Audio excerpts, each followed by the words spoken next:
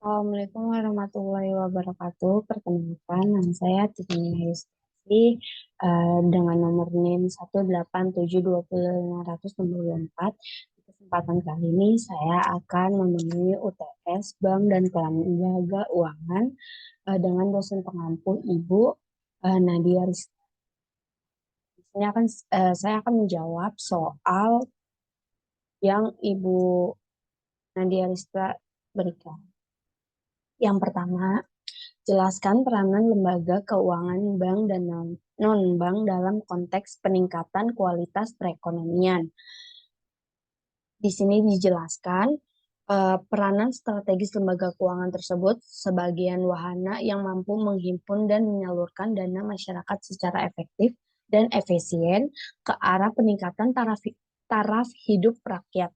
Lembaga keuangan pada dasarnya mempunyai atau memiliki fungsi mentransfer dana atau disebut loanable funds dan dari tabungan atau sifatnya unit surplus atau lenders kepada pemimpin bronzer atau unit defisit.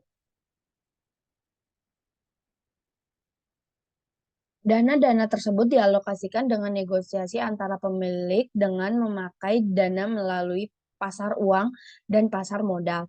Proses transaksi keuangan dengan produk ditransaksikan dengan berupa uh, skun, uh, dengan berupa skuin, skurintas sekunder, skurintas primer, atau dalam satuan obligasi, promes, dan struktur sekunder ya sekunder yang berupa giro, tabungan, deposit, dan lain sebagainya.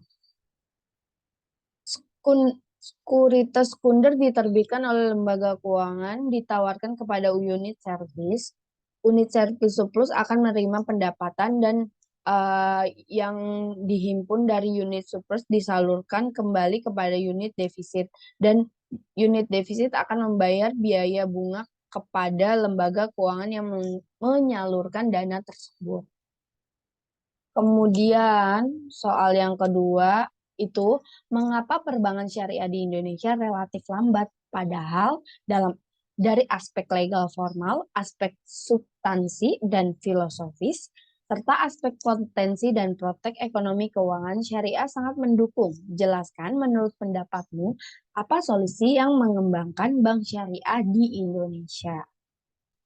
Yaitu yang pertama ini membuat citra baru perbankan syariah. Dengan adanya citra baik, para nasabah syariah percaya untuk menyimpan dan menginvestasikan uangnya ke bank syariah. Bahkan calon bank syariah juga tertarik untuk menyimpan dan menginvestasikan uangnya ke bank syariah.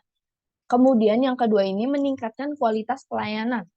Meningkatkan kualitas pelayanan di sini ini yaitu hal yang utama untuk melakukan kegiatan, baik kegiatan perbankan ataupun kegiatan lain. Oleh sebab itu, untuk meningkatkan pelayanan dibutuhkan sumber daya manusia yang berkualitas dan kompeten dalam hal ini akan berpengaruh terhadap citra bank syariah, pelayanannya, eh, cara kita melayaninya mungkin.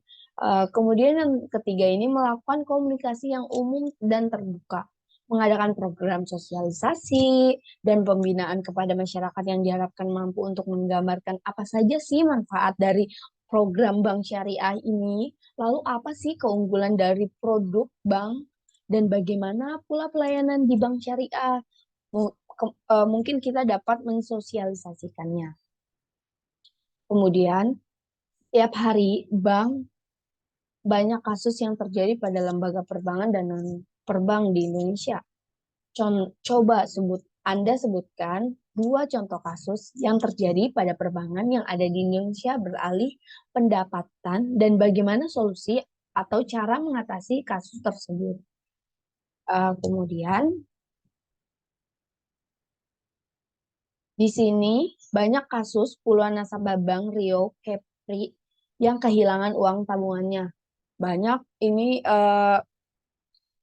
kasus-kasus baru yang mungkin eh, semuanya ada yang mungkin ada yang merasakan solusinya di sini dengan tidak memberikan data atau informasi kartu kamu kepada orang lain atau pihak yang tidak jelas serta memeriksa eh, lembar spill transaksi, memperhatikan aktivitas rekening melalui ATM atau m-banking dan membocorkan mencocokkan dengan spill transaksi untuk memastikan bahwa transaksi yang tercetak di lembar laporan rekening terpadu dan konsolidat dan statement sesuai dengan transaksi yang dilakukan. Jadi kalau misalnya kayak ada mungkin dari kasus-kasus ini dia bisa melalui WA, SMS ataupun bahkan telepon juga bisa. Kita sebagai nasabah memberikan eh, kartu identitas atau data diri kita dan di nasabah kepada orang yang mungkin menipu, bisa dibilang menipu, jangan kita bocorkan. Kemudian transaksi-transaksi yang sudah dilalui atau yang sudah berlalu, kita cek kembali ke akuratnya. Maksudnya dari spill transaksi yang ada di bank dan transaksi yang kita lakukan, apakah udah benar. Bahkan penipu-penipu zaman sekarang tuh bisa melakukan eh, tanpa menyentuh istilahnya. Bergerak tapi tidak menyentuh itu sering terjadi.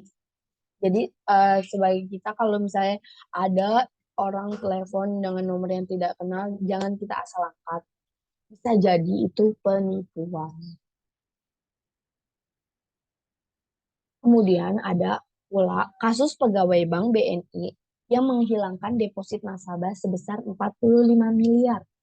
Nah, bahkan kasus-kasus yang terjadi di luar sana, penipu-penipu di luar sana tidak luput dari pegawainya itu sendiri.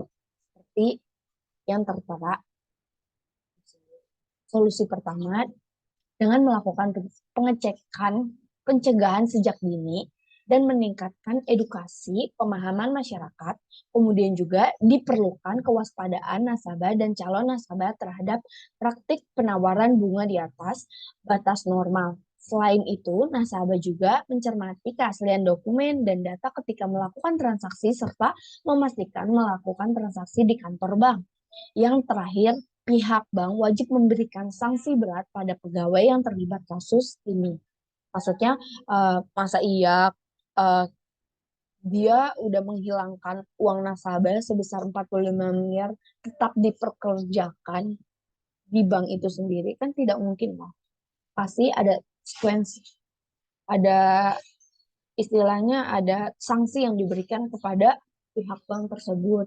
Entah dia dipecat atau segala macamnya yang standar atau bisa juga dia dipidana karena udah menghilangkan uang 40 miliar ini.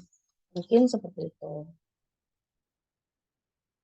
Eh, Sekian yang dapat saya sampaikan, kurang lebihnya mohon dimaafkan. Wabillahi taufiq wal hidayah. Wassalamualaikum warahmatullahi wabarakatuh.